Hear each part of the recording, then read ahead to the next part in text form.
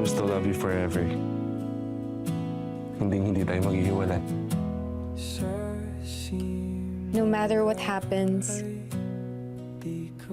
in highs and in lows, in sickness and in health, till death do us part.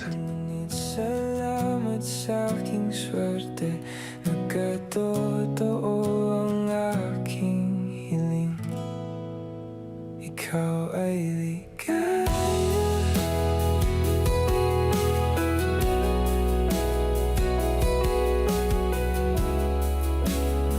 Hoy! Anong ginagawa niyo?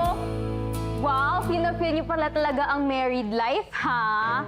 Kahit na total opposites kayong dalawa, lakas ng loob. Kayo bang dalawa talagang sure na sa isa't isa?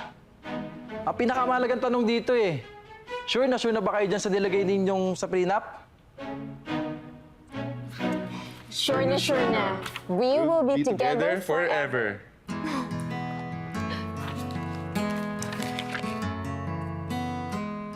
Okay.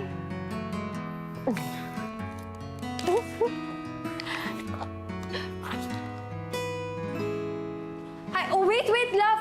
Huwag mo dyan ilagay yung mga gamit mo kasi dito natin ilalagay yung sofa. Kasi sa morning, tinatamaan niya ng araw. Yun yung sala natin. Pero love, dito ko bala kasi lagay yung mga gamit ko for DJing and mixing, di ba? Para mas mabilis ko sila makita.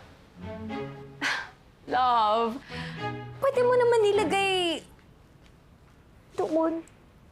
Doon sa sulok lang. Oh, Parang perfect. ang layo ko naman sa'yo. Bakit, love? Ayaw mo ba makita? Ayaw mo ba makasama? Ganun. Iniitsapwera mo na ako dun, love. Uy mo naman. Siyempre gusto kita makita, pero gusto ko rin na cozy and homey itong bahay natin. May naisip talaga ako interiors for this. Okay, love. Whatever makes you happy. Happy wife, happy life. Really? So, doon na ako doon, ha, love? Oo, tanggalin na natin tong... Doon ako sa corner, no?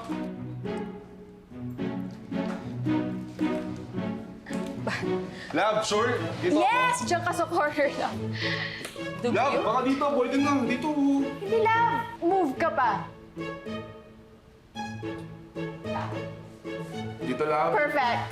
Love, ayaw mo sa labas, love. And then, okay ka na dyan. Okay na dito. Sige. Perfect yan. Alika, balikan mo to iba mong mga gamit. Sige, love. Love ha, tomorrow, don't forget to pay the internet. Di tayo pwedeng maputulan. Kailangan ko yun sa work ko as a VA. Baka magalit yung boss ko. Okay, love. Ako nang bahala. Thank you.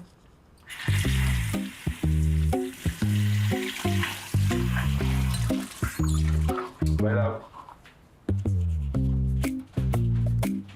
God!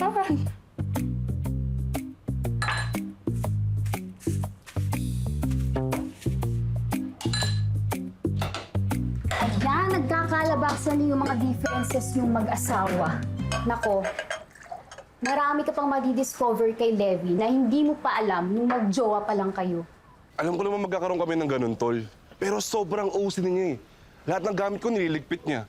Gusto ko nga nakikita ko lagi yung gamit ko. Tsaka, alam mo yun, I have this organized chaos way of keeping my things. Ayaw niya nga ng ganun eh.